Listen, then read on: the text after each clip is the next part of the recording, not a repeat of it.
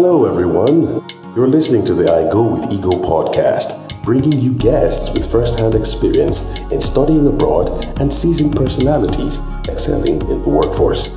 We want you to own your journey and be the best you can be. Now presenting your host, Ego Kelly Ekakite.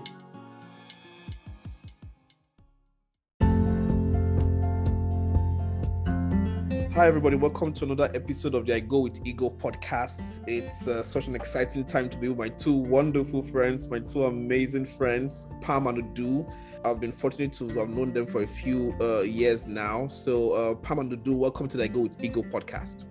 Thank you for having me. Happy to be here. Absolutely, it's good to see you guys. It's good to see your faces. It's been a while.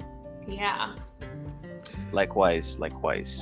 Yeah, so before we get started and before you introduce yourself to my audience, you guys are both in Minneapolis. I believe so, Minnesota as a whole. And you guys have seen the before and the after of the whole George Floyd. And today was a good day, not just for Black people, not just for African Americans, but for humanity as a whole. So what do you guys think about today's judgment? I'll let Pam go first. Oh, okay.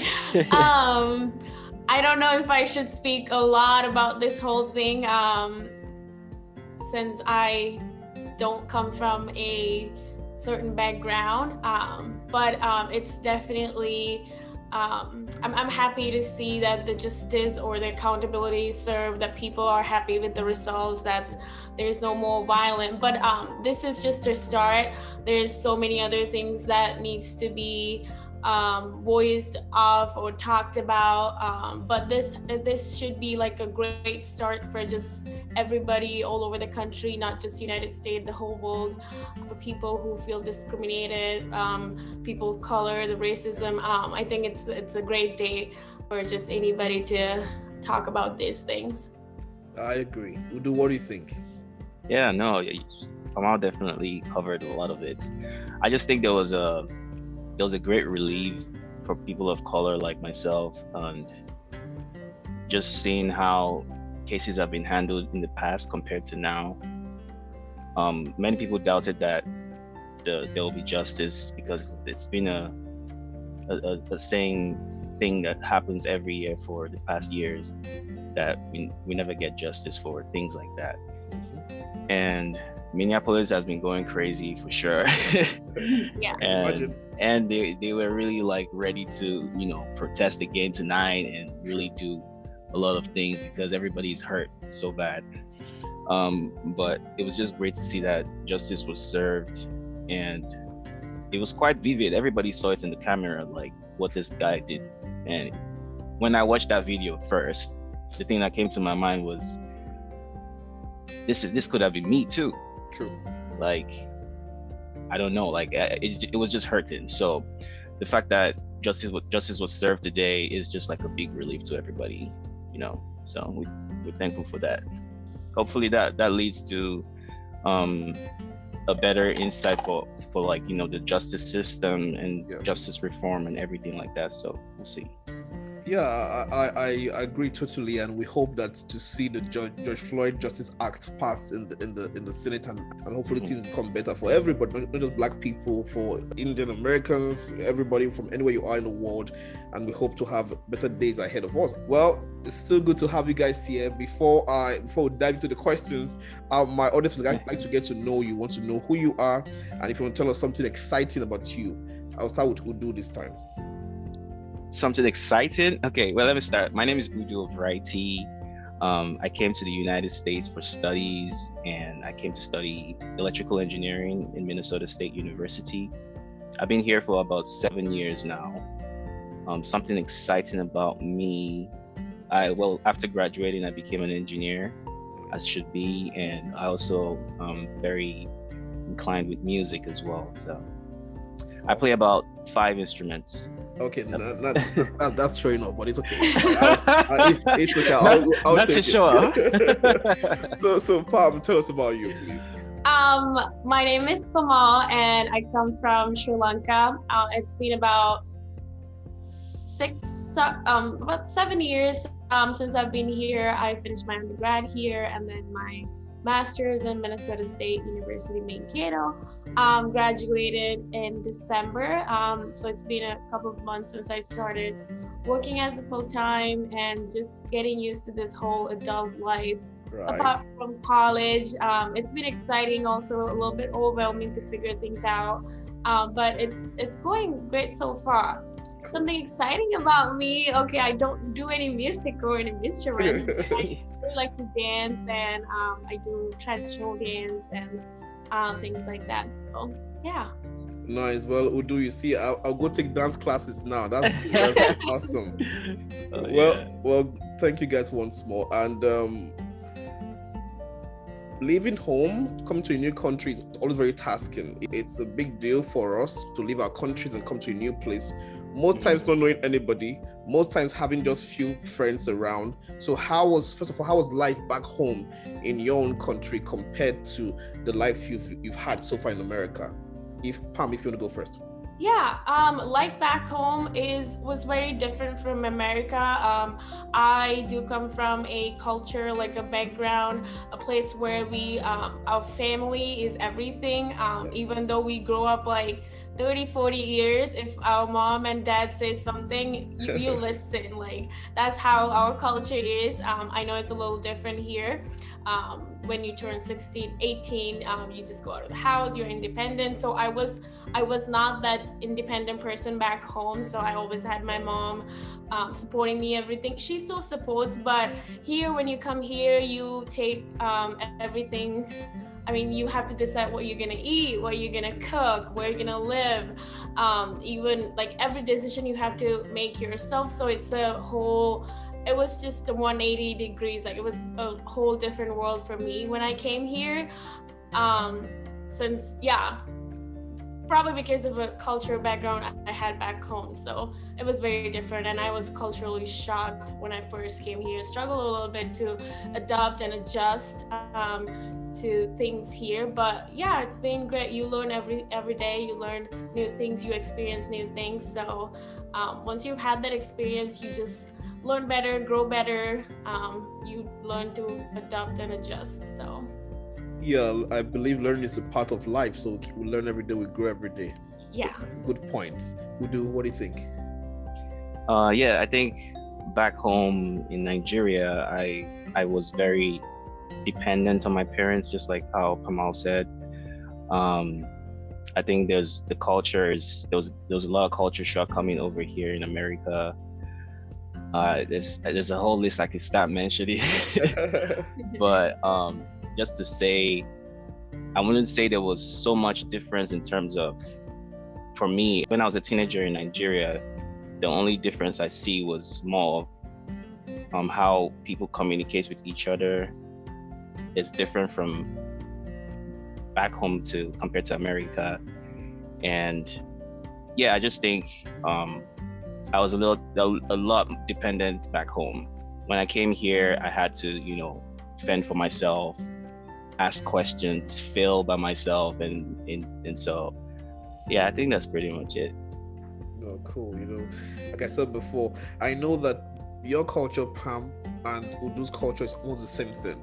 Mm-hmm. Because we believe in the family virtues, that even when you're 30 or 40, you can't still say some words to your parents, so they'll still spank you at that age. Exactly. And it's much different from the culture we have here. Yeah. All right. So tell us about your life in the university.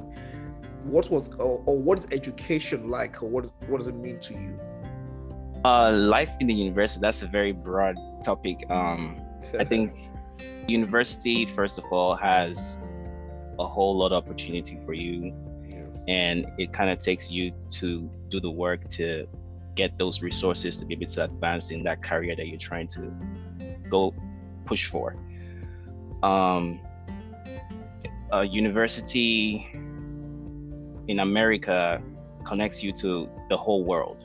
We have everybody coming to the United States, and you get to, the university I attended, I got to see different cultures, like from Asia, from that I wouldn't have experienced if I studied in my home country. And you get to hear people's perspective. You get to change those biases you have in your head. You get to, understand that many things that you thought was wrong when you actually see people and communicate with them in person. So I think the university is great. Education means a lot to me. Coming from an African home, my parents will always tell me education is key. Like, so, but what I would say about education, because I coming here, my perspective changed a little bit. I know I had friends who didn't even go through education and they're doing good, but it's hard. Education for me is a system where you can be able to focus and study through the system and grow your career without distractions to be able to achieve a goal you want to achieve. And of course, that's why many companies or occupations will want you to have a certificate from education, because they know that you put your 100% into that system, rather than not going to true education and just through a college and just studying on your own. You could have other things that distract you and things like that. So I think education is really important. That's how I see it. Yep. Oh, thank you. Pam, please. Yeah, so I know like everybody around the world knows America as the land of opportunities, and everybody who's from a different country as a student comes to this country with so much hope, with so much like expectations. And when you come here, I know talking from my experience, I actually did struggle a lot because my mother tongue is not English. I speak a different language back home. Obviously I knew English and how to speak and how to write, but this country, you can't be speaking your own language to communicate with others. So I had to literally just adapt to this whole English writing, and every subject and everything was English, and I did high school back home, but it was all like paper. There was nothing online. Now this whole system is online. You do quizzes and assignments, midterms, finals, and you have classes every day. It was like a whole new thing for me, but obviously there was orientation for like 2-3 days, but it did help, but it took me a while to actually get adjusted to this whole new system of education.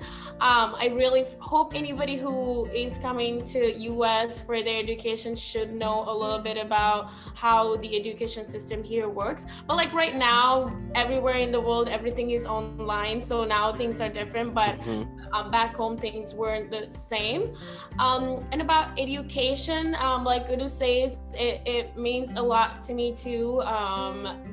Like when growing up and your parents always say education is where you can get a future, a great career, but also when you come here you see people like very successful people who weren't really college graduates or who weren't really high school graduates. They were very creative and very ambitious, and they reached their goals. So it works both ways. But if you're coming from a country as a student here to get your degree or undergraduate or master's, education means a lot as well.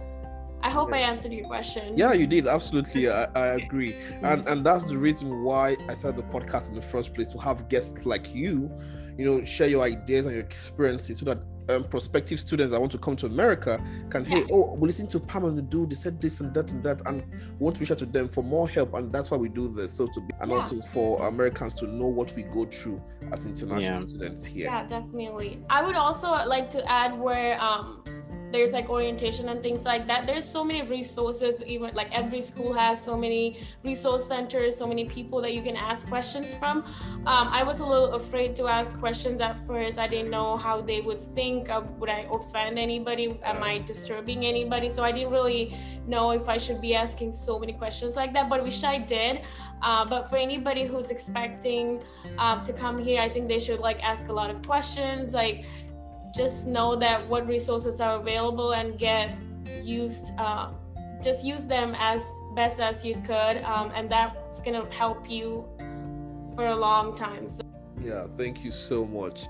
Now, international students worry most times about biases, in terms of the skin color, the way they sound, or even getting jobs. Have you guys faced any personally? And if you have, how have you managed to fend those biases up and keep pushing to be the best of you? I think for me, coming into America, there was this bias, first of all, that I had to identify with, being Black. Coming from Nigeria, I never knew anything like me being Black until I came here. So that one I had to be part of. Also, there's some kind of stereotype about coming from Africa, where I've had questions like, do you guys have schools? Do you have buildings? Do you have all those questions? The typical questions. But I don't get offended with those. I just educate them, because I know it's coming out of a place of like ignorance, or they've been misinformed, and all I do is pretty much just inform them. And when they get to talk to me, they your English is pretty good, right, for a person from Nigeria. I'm like, okay, let me educate you again. Nigeria is a place we speak English and things like that. So those kind of biases can really turn you off negatively. But me being the kind of person that I am, I'm very positive, and I can educate people and tell them this is what it is, this is not what it is. Show them visual, let them see. And that's something that, like we create events like African Student Association created like an African, like an event where people can come and see what's happening in Africa. And then they just be like, wow, I never knew this was happening. Just educating people. So that's one of the ways I try to treat biases and things like that, and it's worked for me. So nice. Nice. Yeah, so for me, the bias, I didn't really know a lot about the Western culture, like these Americans, how they react to people who are not same skin as them or same color as them. Coming here first, like everybody would like ask me, oh, are you from India? Are you from India? And when I say I'm from Sri Lanka, oh, where is that? Like, where is that country? I've never heard of it. So like Udu said, I had to always like, oh, Sri Lanka is also a different country. It's closer to India. We have the same skin, but it's totally different cultures, totally different languages, and everything about those two countries are different. So I had to be vocal about everything. Also, like I felt like I was representing my country for just anybody who didn't know my country. And when I first met Udu too, I don't think you knew where Sri Lanka was and anything about the country or anything like that. So I was always proud to just like, yeah, I'm Sri Lankan. This is my country. This is what we do. This is what we speak. But at the same time, it could be a little frustrating too when everybody doesn't know where you come from. At the same time, you have to be understanding, because there's some people who's never even heard or who's never even seen a person who's a different skin color, who's a different culture. So you have to always be a little understanding of other people too. There are some people who has never even been out of the state, Minnesota. So it's a lot of things to just realize and understand. But overall, it was a great experience, just like representing your country. But in terms of getting jobs, I know you always hear things, oh, when you're not American, when you're not from this country, it's always hard. It has been hard. We have to always like work harder and answer questions like, oh, you're not a citizen, or you're not from this country, or you don't have green card, and things like that. It could be frustrating, and I think we both have lost opportunities due to not being from this country. But at the same time, on the positive side, we still have gotten opportunities regardless of what country we're from, or what culture, or what skin color. So I'm grateful for that, and grateful for the opportunities we've lost, and we learned from it, and it was just motivating me more. Okay, yeah, I'm gonna do better. I'm gonna apply for more jobs. I'm gonna look for places that appreciates diversity, that appreciates people from other countries. So things like that. It's a lot to talk about, or it's a lot to like understand and experience. But as we go, like you're not gonna just learn everything in just one day. True. It's a process. You can't just learn everything in 1 week. So it's like a whole process that you learn things every day as you go eventually. Yeah, I think like biases will always be everywhere. True. Yeah. And it's just one of those things where if you're coming to America, you always have to have an open mind. Yeah. You have to be able to vocalize your opinions. You have to be able to know what you're saying, be careful of what you say. True. And you just need to be able to not be so aggressive in how people think, what people think about you, because one of the things I've realized is people will always have opinions about you until they get to speak to you. And once you're able to connect on that level, you can be able to now, like, they can now be able to be accustomed to what you are, and then you can now continue to go on that flow.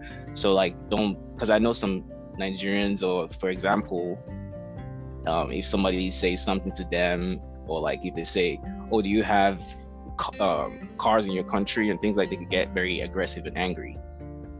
And you never know, that person you're getting angry towards could just be coming from an ignorant place, and it could actually be the person that will even lead you to somewhere else, to the top. So if you just cancel that person, then you've just lost an opportunity because of, so people just have to have an open mind. But yeah. Well, I agree, and for me, I see it as an opportunity to teach people about my culture. When you see what is not good, what is not fair, call it out. Or when you see what you know, you can teach people as an opportunity for them to learn, do that as well too. That's just the way life is. Yeah, absolutely. Well, you've heard from my friends Pam and Udu. We'll go on a short break now. When we'll come out from the break, we'll hear from them still and all the wonderful things they have to do in the future. We'll be right back.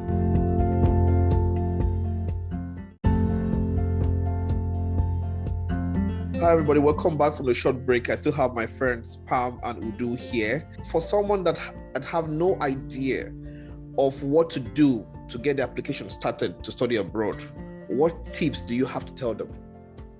I would say every school that you want to apply to has, obviously they have a website and they have requirements that you need to fulfill in order to get that admission. So I would say, go to the website, make sure you read through the requirements, and if you're able to meet those requirements, then apply to it. I also suggest that you definitely speak to people who have, either if you have the people that have attended that school, it's great to talk to them, or anybody that's like myself or Ego or Pamal, you can reach out to any of us and just ask questions on how to what to expect in the process of applying for this school or any other school that you want to apply to. Thank you. Yeah, me, I would say, like, do your research. I remember going back a few years when I was trying to apply. I had one school that Minnesota State University, Mankato. I knew that I wanted to go to school here, but I also applied for about 3 other schools in Minnesota, just because I wanted to be safe. I didn't know how the application process was gonna go, so I did apply for a few other schools just to be safe. But not everybody has to do that. Like Udu says, just do your research, and every school has an international center, a help center for like admission center. Just communicate to them, ask questions. I know from a whole different country, it's sometimes hard to like make a quick phone call. It's international phone calls and things like that. So like you can always email with your questions, and there's many people in their staffs like only to help you. In my school, there are students like 24/7, not 24/7, like from 8 to 5, who are just assigned for prospective students to help. So don't be afraid to ask questions. Go through the application process. I know it might be different now. I think when I was applying, it was like you had to mail in documents, and there was a lot of documents. And now I think almost everything is online. Yes. You can email the documents, just have the documents ready. Just be excited, ask questions. Also, I remember just like Minnesota, like go into my Facebook and search for like students who go to the same school, especially like Sri Lankans. Doesn't have to be only Sri Lankans, but I searched for like Sri Lankan students who were going to that school, and I actually reached out to 3 of them, and they were the one who came to pick me up from the airport and things like that. So like network is very important, and I know it's a little afraid to talk to a person that you've never seen or you don't even know, but just know that if somebody reached out to me or any international student who have been through the same experience, they will always be willing to help you out because they know how you must be feeling. They have been through the same situation and they've had people who help them. So don't be afraid to ask for help or ask questions, network, things like that. Yeah, absolutely. I agree with that. Also, I wanted to say, I know many countries have things like, education advising center. That's where I went through when I was applying to school, and what that organization does is pretty much they just give you a guide of, they help you with interview questions when you want to go to the embassy to get your visa. They help you to guide you. So what they told me at first was, apply to about 10 schools. That was the first thing. Apply to as much schools as you can and narrow down your list based on what you can afford, or based on how much scholarship you get. That's another thing. You need to always look for scholarship as well. And so like make sure you like go through those kind of organizations that help you, that can guide you to getting your admission. That's just what I wanted to add to it. Awesome. Now, people always ask me, why did I choose the Midwest, Missouri? Now, the question I have for both of you, why did you choose Minnesota? Well, for me, I've heard from other people that Minnesota is like really a good place to study, which I didn't know was how the weather and everything is gonna be. I knew there was gonna be winters, but in Sri Lanka we don't have a winter. We just get a little chilly, and it's not like really hard, or there was never snow. I've never even seen snow before coming here, so I had no idea about it. Coming here, it was like a total different world. I came in the spring semester where there was like a big snowstorm. So when I just stepped out of the airport, I was like, what is this place? Like, I'm only seeing white, and I've never seen that before. So it was a huge shock for me. So I would say for any student who's planning to come here, Midwest is a great place to study. Less distractions, I would say, maybe not. But if you go to a state like, I don't know, California, Vegas, it has a lot of things to do and a lot of different things. So it might be a little distracted, but maybe not for everybody. But Midwest is a great place, but you have to just be aware of the weather. If I could handle Midwest weather from somebody who's never seen snow, who's never been experienced a winter, I think anybody can. You just have to prepare for it, and just learn as you go and experience things as you go. And snow is not that bad. It's just when you have to drive or if you have to go outside, that's when it's bad. But other than that, it's a beautiful experience to see snow and everything. Nice. I think the reason why I chose, I applied to a lot of schools, like about 10 schools. I got admission into about 5, and somewhere like in Texas, the Midwest, and it was mostly like Texas and the Midwest. And the reason why I applied that was because I have families in those states, and I narrowed down my list to the Midwest simply because it was something I could afford. My parents could afford for me, and because of the scholarship that they offered me. So that's why I stayed in the Midwest. Talking about the weather, when I applied to the school, the first picture I saw on their website was snow. So I was like, okay, I don't know about this, but I'll give it a try. And the first year I went to, that, like what Pamal said, was like a huge snowstorm, and that was the first time I experienced it. And I just want to say, like, the good thing about it is, once you're wearing your coats or mostly all these buildings are connected. Like my school, we had all the buildings connected, so you don't necessarily have to go outside all the time.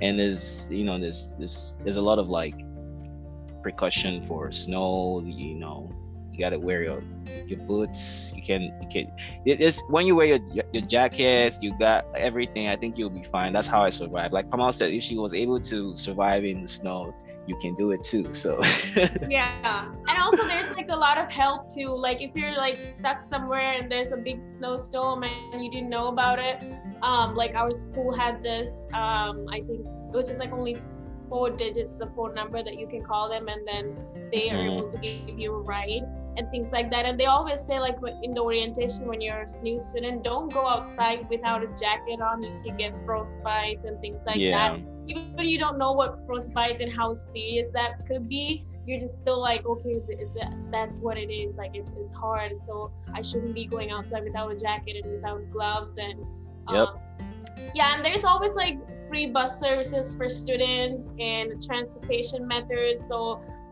for school students, so you can always take use of them and not be like outside for too long, even though it's like pretty and beautiful. So things like that you have to just like learn and just pay attention to the details when you first come into the school, and the orientation and all the books and the leaflets that you get. Sometimes you just kind of don't want to read them, but we also have like peer mentors, like students who are assigned to help new students, so that way like you don't have to talk to like staff who are like intimidating or professors. You can talk to just students who have been through the same experience. Just talk to another international student and ask them, how was your first winter?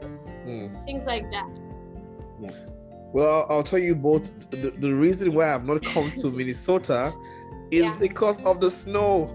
If I'm trying to cope with the snow in Missouri, not compared to what you have over there. So I wish you all the best. No. Oh no! Even this year, it didn't really even snow much at all. Okay. This year was very light. Yeah. Nice. Yeah. Well, I know you both are gifted people with extraordinary skills. So do you want to share? I know you've talked about it earlier on with dancing and music. Do you want to say something about the passion you have outside school and outside work? Yeah, I'll let Udu go first. Okay. Besides outside school and outside work, I do music. I'm very passionate about music a lot. I even have got my stuff right here. So I have songs on different platforms, Spotify, YouTube, and all that. My name is Udu over IT. And, I have more songs coming out. I'm working on an album right now. So yeah, that's something I'm very passionate about. Besides that, I also play basketball, just friendly basketball, and I play soccer. And yeah, it's typically it. Yeah. Nice. Pamal? Well, outside of school, for any student, they don't have to, if they're coming here, they don't have to only stick to education and classes and lectures and homeworks and assignments. If they're passionate about like music or dancing or sports and things like that, you can always get involved in school organizations, not just dancing, like any art. Even there's like leadership activities that you can involve in volunteer experience. So there's like a lot of things that anybody can do outside of school, any extracurricular activities. For me, I don't like professionally do like Udu does, like I don't sing or anything, but I like to dance. There's always like school performances, cultural events, international festivals and things like that. So I always like to visit my country, cultural dancing, or I do our school has this free Zumba or dancing classes, which I go to. Like, it's very fun. Just to get my mind off all these classes and homeworks. It can be very stressful and very overwhelming, and you at least need one thing that could that's extra, that's like outside of the classroom. I always like to give back to the community, so I volunteer. I've been volunteer with one of the organizations that helps little middle school girls to just just be motivated in what they do, and how to build their confidence and things like that. So I have been volunteering with them for like about 3 years now. It brings me so much happiness and satisfaction, things like that. Also, like, there's a lot of, like I said, leadership organizations which Udu and I have both involved in, so you can help other students to be vocal about their issues, and just bring anybody's, I don't know, student issues to the table and talk about them and how we can solve those kind of things. There's a lot of things that you can get involved in. Sports. Yeah, I used to play chess, but not anymore. So yeah. So yeah, no, she is really good at chess. She then we have to play some time. I love playing chess too. Everybody, including myself. Really? Okay. Yeah. To play some time. So. Yes, for sure. Yeah. Like I said, there's a lot of things that you can do outside of class, and you need it too. I don't think anybody can just be a robot and a machine only focused on school. So I agree. Yeah. Now I know, like you said, both of you have held powerful leadership positions where you're in school, and hopefully even while you're out now.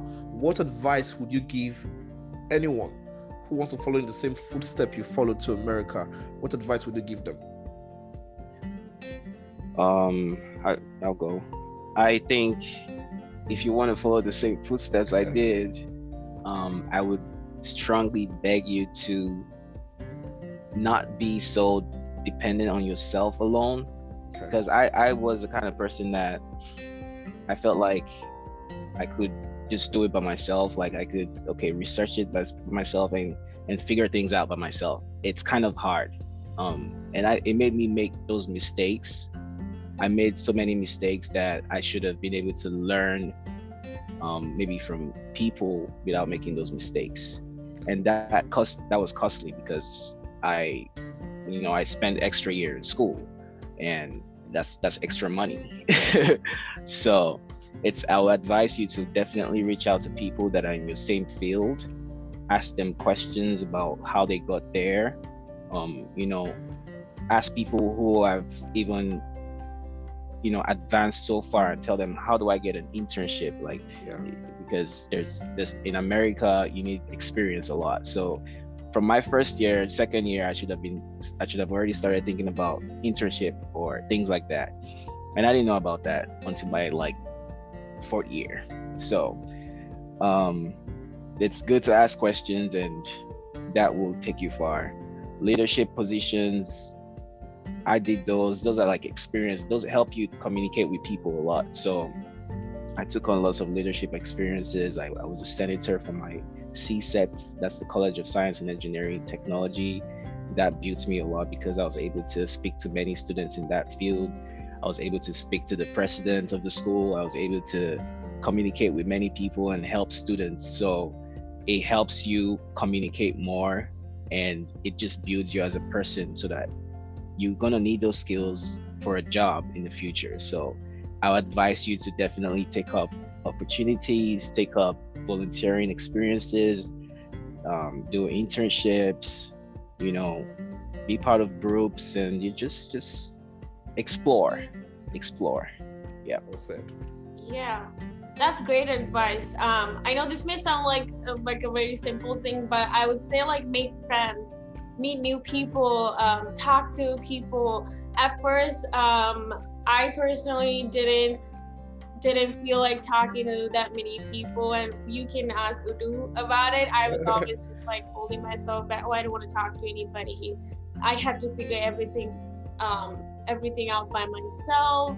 I don't want to ask questions, and don't do that. Meet people, make friends, even a stranger that you don't want to have a long friendship or anything like that, but just could be from a different country, could be somebody who's working for on-campus job. And that's how I landed many opportunities. Network, talk to many people, meet people, just be open-minded, like you said, explore and get involved. Most importantly, that would, I know it's gonna keep you very busy, because you have classes and you have lectures and everything, and at the same time you have this leadership position, school organization that's going to keep you very busy, but it's going to help you a lot in the long run, and it's going to help you get a lot of opportunities, meet new people, and you can't even expect, like, you don't know how it's going to play out for you in the end. So like meet new people, talk to people, network, explore, get involved. Most importantly, don't just stay home after class. Just be in the student union area and just have lunch with somebody, just talk, and even just to let your feelings out. Oh, I miss home, I miss my mom, things like that. Just don't keep everything to yourself. It's gonna be hard. Yeah, I'm gonna say also, like, when it comes to your career part, like the path, if you're for example, you're studying electrical engineering, like myself, that's what I did. I would strongly advise you that when you're in classrooms, like, be very collaborative, speak out to people, and have extra studies after. You can just talk to somebody, and you guys can go to the library and form a team, and collaborate, because that helps a lot, because then you're getting ideas from everybody else and you're able to study properly. So definitely, while you're doing all the engagements with leadership and all the volunteering things, definitely focus on the main thing, which is your studies. So that's what I'm gonna add to that. Well, thank you both. And I tell people it's easy to get the A's here and the B's, but not the C's. Don't get the C's. C's are not good. No, we don't like C's. We like A's. Then if it's too bad, the B's. How? We do have homework and assignments every week. Once you get that weekly assignment done every week, by the end of the semester, you see you're in a comfortable A, and it is easier to keep an A than to move from a B to an A during the end of the semester. Well, please, Udo, go on. Honestly, if you do not do assignments, oh my God. Assignments save you a lot of stress, a lot. So you should definitely do your assignments, get those extra points, because at the end of the semester, you might be you don't want to settle for C, because C's are GPA killers. So absolutely.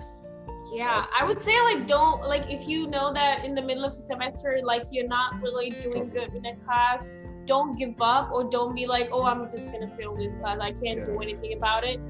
Just talk to your professor and ask, like, if he could give you like an extra credit assignment, because there's been many times, like, myself or my friends, like, who would go to a professor and ask for extra credit, even though it's not in the syllabus. Everybody goes as a group and like, oh, nobody's doing good in this class, everybody's grades are like a little low. Don't wait until like the finals to go ask for a professor for an extra assignment. That would help you just build up your grade. I know there's certain, like in my school there, we everybody had this cultural contribution scholarship. We had our GPA to maintain. We had our class credits and grades, everything to maintain. So everybody was just like so focused on, oh, if I get a good grade, then I'm gonna lose my scholarship, and I have to pay a lot more than any other international student would pay. So it's a lot of stress too, but don't wait until the last minute. And I know in Sri Lanka we don't have a lot of assignments every single day. We have like exams like every few weeks, so that's how they test our knowledge or whatever. But here you get quizzes, you get assignments, you get midterms, you get finals.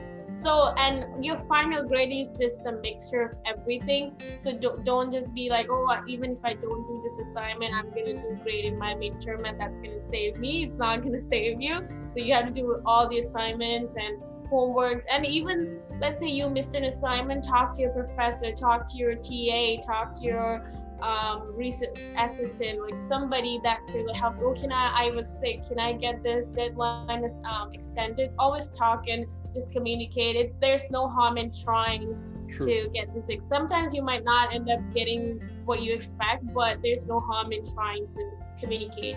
Well, I agree. So to end on a light note, skydiving or deep sea diving, light would you notes. prefer?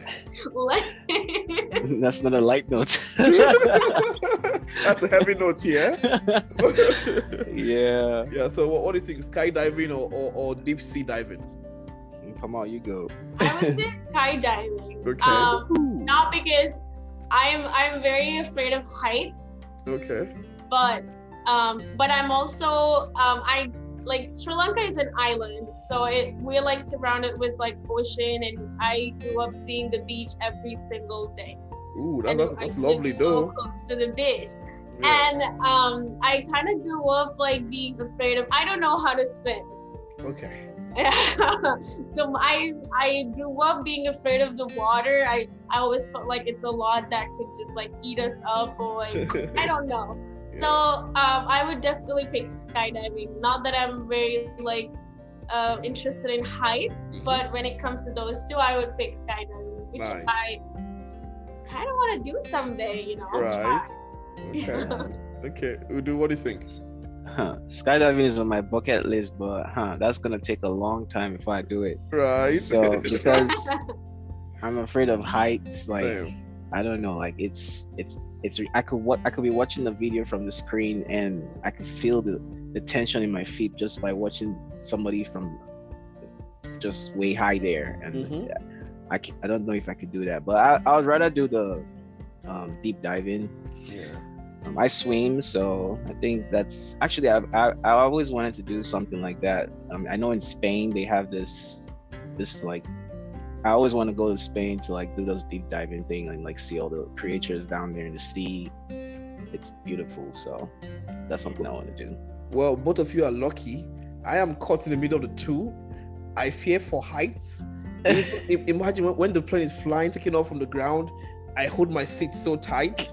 I cannot think of being up there and opening the door and jumping down. Never Oh happen. my god. Then again, I cannot swim, so I am torn in between the two. I don't know what to do, but we'll So see. what would you pick? What would you pick if you had to? Oof.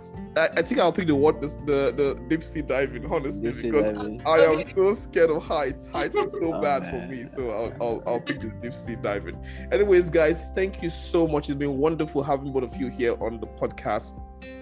You all see why I brought them. They're very good friends of mine. They are absolutely a wealth of wisdom, and they know what they do. They're experts in their own trade. So thank you guys so much. I'm grateful. Thank you. Thank you for Thanks having a me. lot. I really appreciate what you're doing to help people, to help students. That's a great thing. I wish you all the very best for many podcasts that would help everybody. So thanks for having us, and yeah, this is a very good cause, so it's really helpful to people. If I had something like this when I came to the US the first time, being the first child of a family, I came here not knowing anything.